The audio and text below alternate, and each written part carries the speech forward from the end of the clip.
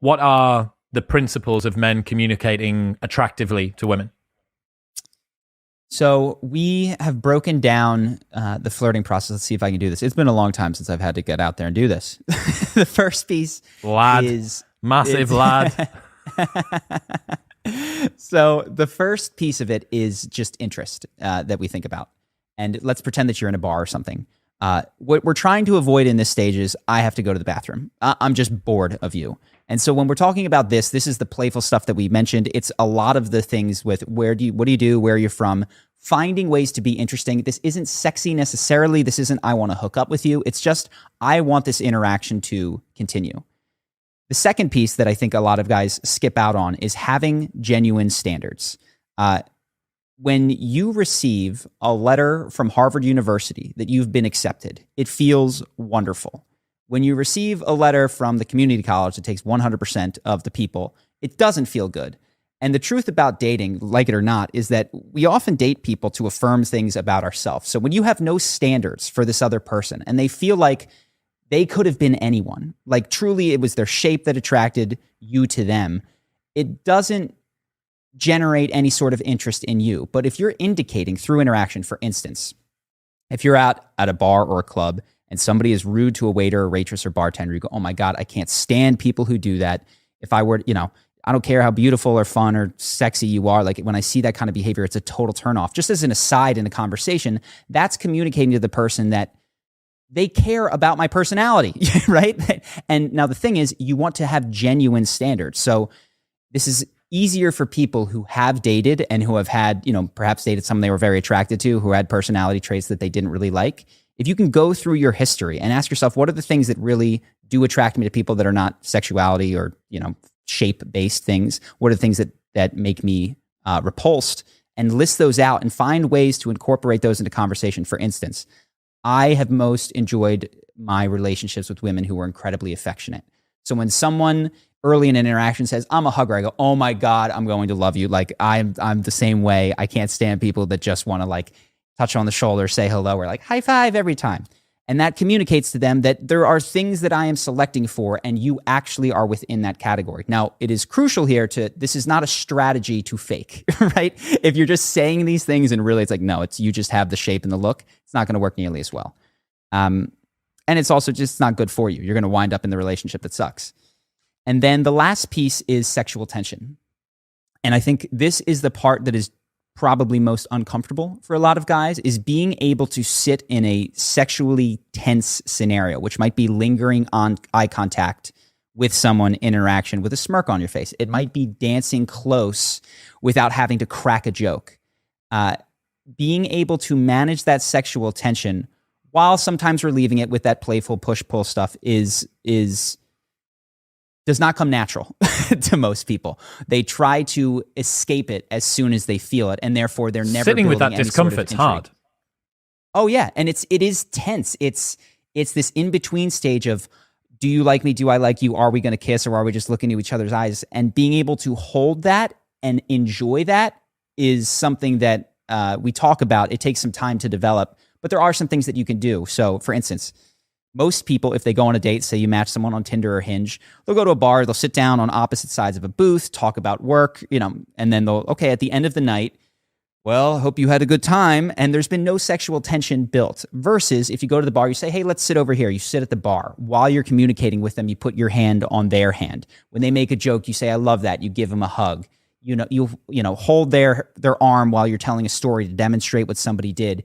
You are building this sort of this physical tension between the two of you that gets more and more comfortable and allows for those sort of close, is it happening, isn't it happening interactions. And you're not putting all the weight from going from 0 to 60 with the goodnight kiss at the doorstep, which feels awful and is just an amount of discomfort that is not fun for anybody to experience. So those are the sort of the buckets that I think about, at least when I'm talking about it. And what I try to ask guys specifically to do, because it's a different scenario with girls, is to think about where they are not going to the next level. And it's they're just walking away from me as I start conversations. Okay, let's talk about being more interesting in conversation. Or I've never actually, I'm hitting on girls and I'm being fun and interesting, but they have a sense that I'm just a player and they don't want to talk to me. It's like, well, you've got no standards. And then so going through those, using that as a diagnostic tool is something that we do. I think guys are probably quite fearful about running out of stuff to say as well. Have you got strategies for small talk? Yeah. So one, there's a couple of different videos in terms of women, specifically in flirting scenarios. This is the hardest things. My brain is like this, and you've seen in this interaction. I'm a logistical person. When you ask me a question, I want to answer it literally. The best thing for small talk is to recognize that, especially on a date or in a bar or club, they just want a vibe. You don't have to have topics. It's not about not a fucking family, podcast. Work. Yeah, it's a podcast. It's not supposed to be that. It's supposed to be fun, playful world building. So, if she says, "Oh my God, like you went to Jamaica, I studied abroad there," be like, "Oh my God, fantastic. After this bar, we're going to the airport. We're going to get on a plane. We're going to go scuba diving. We'll be there tomorrow morning. We're going to have to fund this. So somehow, I don't know, I'm going to have to take up a job selling Lucy cigarettes on the street." Whatever. You're just this playful world building is a way that men tend not to instinctively communicate. What do you mean by world building? What I just created was almost an improvisational comedy scenario. Like, we're going to go here. Here's what's going to happen. Obviously, none of this is real. This is. I'm definitely not going to sell Lucy cigarettes to fund a plane ride for tomorrow. But when you can build these fake, fun, obviously not real fantasy scenarios that people participate in, and sometimes men do this with their good friends when they're all in a group of people. That would be like if blah blah blah blah. Oh my God! When you do that with women in fun ways, that tends to set the vibe to be this fun, flirty thing that she can contribute to. And say, well, we're not going to stay in the same room tonight. Be like, perfect. I'm going to get I'm going to have the penthouse, and you could sleep in, the water closet or whatever. And no, I don't want to sleep in the water closet. So these are the types of things that are ridiculous that most men would never think about doing in conversation, but that are genuinely fun once you try on this new style of conversing. Now, of course, there's still going to be time for what do you do, where are you from, what's your work, but especially in a bar nightclub scenario, which is I think what I'm tending towards more. If you lead with, here's my cool job, I work at Goldman Sachs, that's incredibly boring. I can't tell you the number of guys in New York I saw who started by handing out business cards instead of doing this fun stuff first, and then they'll be like, who are you? Tell me about yourself. And then at that point, the Goldman Sachs thing actually comes in as a pattern interrupt, and you're like, oh, holy fuck. Like, he's actually funny and interesting, and he's prepared to sell loose cigarettes, and he's got a job at an investment bank. Yes, exactly. And the best way then when you're talking about, okay, I work in an investment bank, is to speak to your values. Again, people want to know your vibe and your values, not just the logistics of what you do.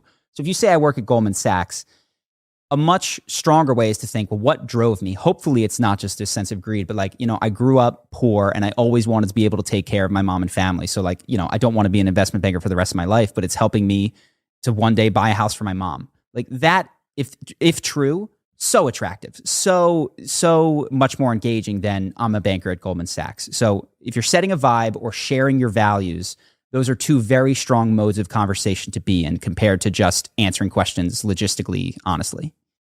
Yeah, that's an interesting one, man. I'm interested to find out what you think most men go wrong when approaching women, and if there's girls that are watching, they can put some of their nightmare scenarios down in the comments below as well. Well, women have a very different understanding of this because when they think what goes wrong with men, they're selecting for the men that have approached them, right? And so they're going, oh, they were way too pushy, way too forward. They said this goofy thing. They did some nice guys stuff where they told me like they could be my boyfriend and I'd never have to go cold. The truth is most guys are not in that category. They're not walking up to you. They're thinking about it, but not doing it. Right. So that's by far. That's 99.9%. That's 99.9% is not engaging in conversation. So that's definitely the thing that most of them do wrong. Though when women think about what do most men do wrong, they're going to go to the horror stories of the 0.1% that just come in like complete arrogant asses. So yeah, it's disqualifying yourself before you've spoken to someone. And there's 100 different ways to speak to someone, mentalities that can help. But going in with a vibe of curiosity, and again, flirt with the world. I think one of the things that men do wrong is that they try to be these snipers, which is like these boring people who walk through life not talking to anyone, not engaging with the cashier, and then they're going to see the most beautiful woman at the bar who is surrounded by people who want to speak to her, and they're going to go, now I'm going to turn it on. Yeah, by the power of Grayskull, they decide to pick up the fucking sword. Right, it's time to turn it on. It's time to do it. Yeah, and then they Hulk out and just do it. That's not how it's ever been with me. I haven't seen it done that way. It's by flirting with the world. It's by recognizing that the person that you should flirt with is the next person you interact with, and whether that's someone in your apartment building as you're taking the elevator who is an older gentleman, like being that outgoing, fun, friendly person, setting a vibe, goofing off, and then just happening to be near the person that you're interested in is going to be much, much more powerful, because it's not something that you've got to like gear up for. It's something that is going to be habituated into the way that you're used to speaking with people. It won't feel like such a stretch.